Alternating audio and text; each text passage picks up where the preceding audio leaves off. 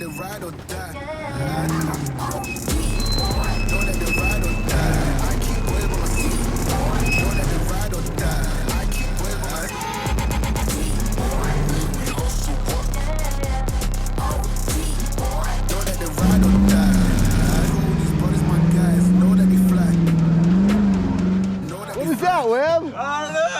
Treasures on the trail. Oh, well, I guess I lost a little body work on this trip. Signature and autograph. Right? Can you get a sign? Hopefully I got enough zip ties to keep this car together for the race. Yeah. Oh man, so that was fun. I love jackhammer. The obstacle that's so tough is actually kind of gone, and then the second obstacle that I'm always struggling with was actually pretty easy. I thought we were gonna have to bump it. I kind of lined up to make a crawl line out of it to see where I was gonna be, and it crawled it. So it's BFGs, man. You never know, they're so good.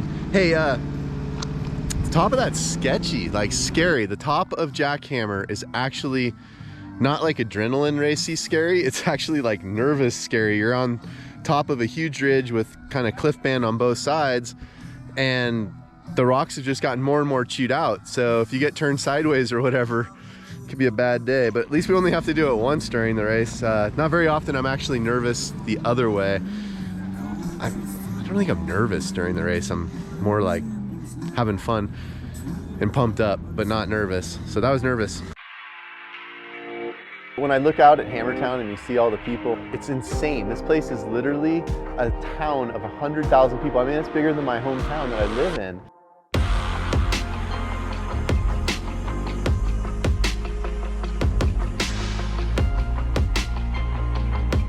So, you know, I've been working on the Bronco program for the last 4 years, and it's definitely been an interesting thing to learn what a real factory effort looks like. You know, to be part of the Bronco R for 2 years, and then now in our 4400 Bronco and a 4600 Bronco, it's been a really interesting thing, and it's helped all of my partners too. You know, from 4 Parts, who makes, you know, all the parts now for the Broncos and was one of their original OE partners, to go to Fox and work with them on the shocks and be part of that, you know, like development of the Raptor and Live Valve 3.1 with them, and be able to be in the factory programs with the aftermarket support and show that like you can build this whole industry to have all these different partners, whether it's BFG or whomever that's part of it. You end up with like really a good group, ARB, all these great companies that, and they're laying the groundwork, and we've been able to be the people to show them how to build the cars and what they need to be able to succeed here.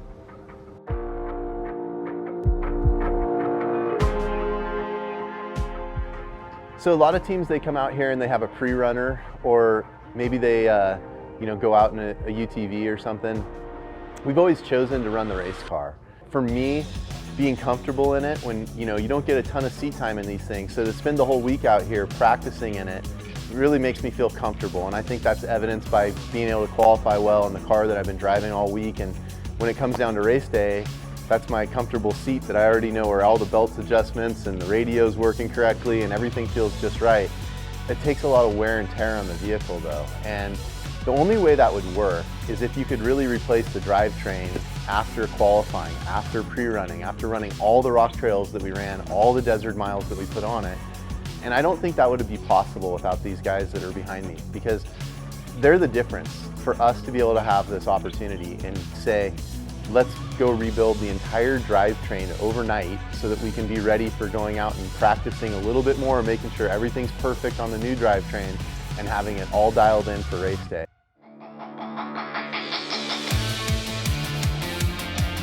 Qualifying, I kind of hype myself up. Tighten the seat belts, and I'll bang the tethers on the Hans and make sure I'm ready to go, and kind of do this thing where I kind of like pump myself up. I'm like, come on, come on, come on, come on. I get the blood flowing.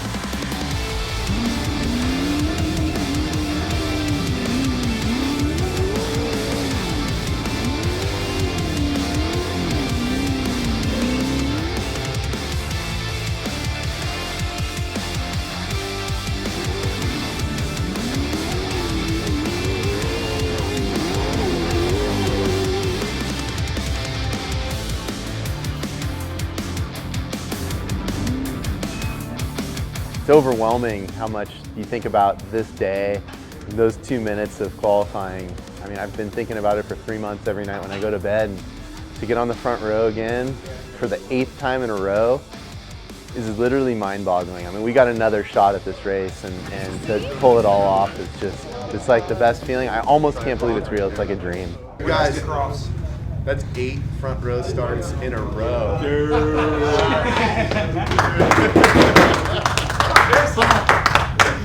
Dude, that is so crazy. I was looking at so much. I can't even believe it, dude. You're going off. You're setting the pace. Yeah. Hey, dude.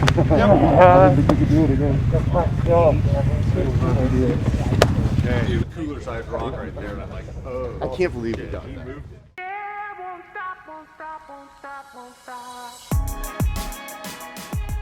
Well, you guys, after a week of getting pulled in every direction, pre-running the race courses, going through qualifying, getting the car ready, getting myself mentally prepared, it is finally time to race. Tomorrow morning, I start my first race of the week, which is our 4600 class stock Bronco. Bailey Cole and I have teamed up for this. I'm so excited to go out there with them.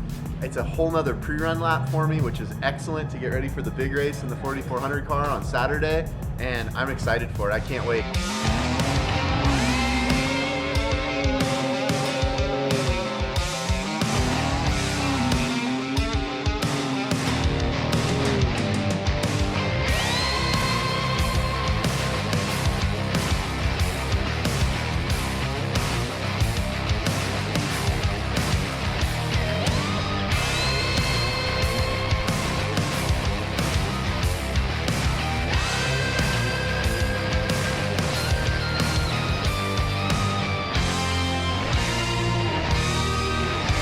We knew once we got to the rocks that the race really started, the challenge started, and we had been told we had a good differential on speed. It was, I think we were told we only had about 8 minutes. 8 minutes doesn't sound like a lot, but 8 minutes out of the desert section felt like a good enough lead that we could get to the rocks and do our thing. And from what I've heard, none of them ever came out of the rocks, so they never made it back out, which I didn't know until we had, you know, pretty much cleared the rock lap when we were driving back here. So.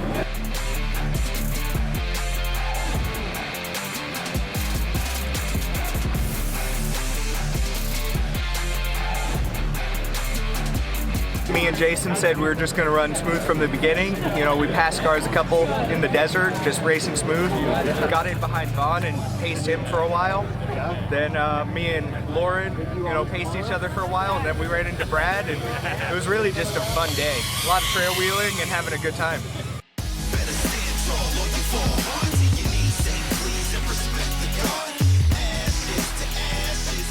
Everybody's got a plan, and they come down here and they try to execute on it, and rarely do they execute at the level that I think this Bronco team did today.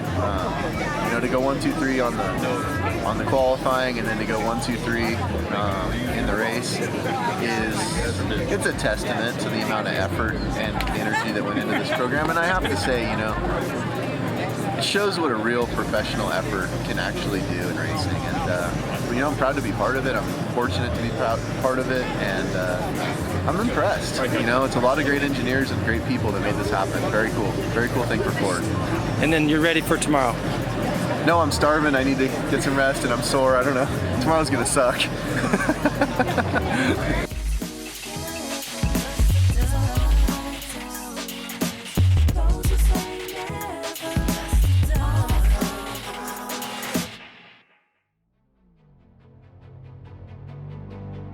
So this is my 15th year of racing King of the Hammers. I really wouldn't do it if it wasn't for all the guys that are here behind me working on the car.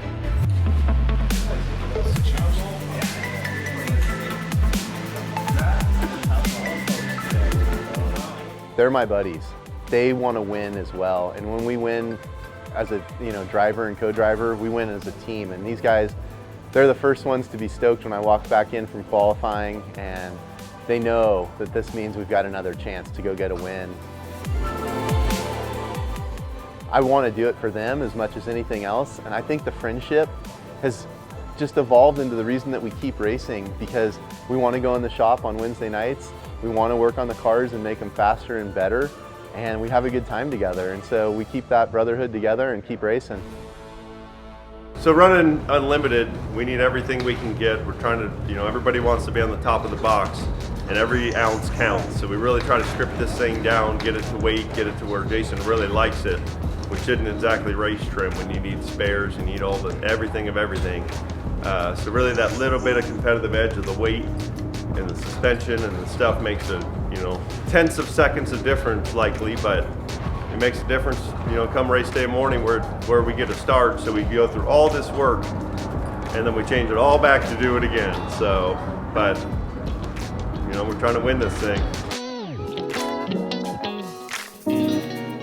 The diabolical difference between qualifying and racing for me is just unbelievable. I am so pumped up for qualifying to try to go as fast as I can, and then I'm the guy yawning in the helmet at the starting line in the big race because I know it's work and it's going to be a long day, and I need to stay calm because the things that are going to happen during that race, you make much better decisions on when you're sort of in a state of mind of analyzing the data and making a decision versus getting yourself so hyped up that you're just relying on twitch reflex.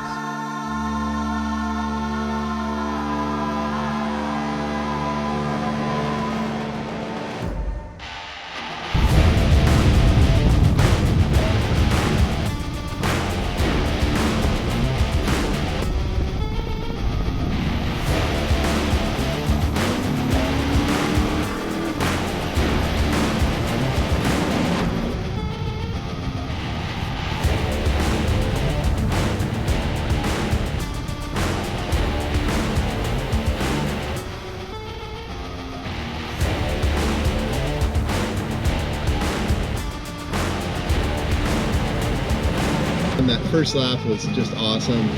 Fox has tuned this car with us and it's amazing. You know, the BFGs in the desert are just rip, and so we had a great lap going, came back around, and I gotta hand it to Raul. You know, he raced us hard. He got around us in one spot in the rocks when we had some lap traffic, and we got back out in the desert, and I think I had the most fun I've ever had racing.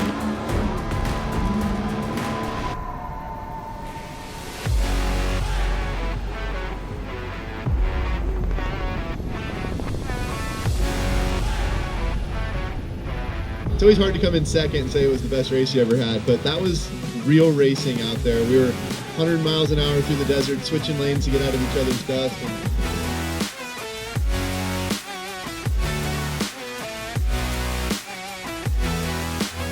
I just gotta say, you know, he did a great job getting through the rocks. We got him in the desert, he got us in the rocks, and it was an epic race.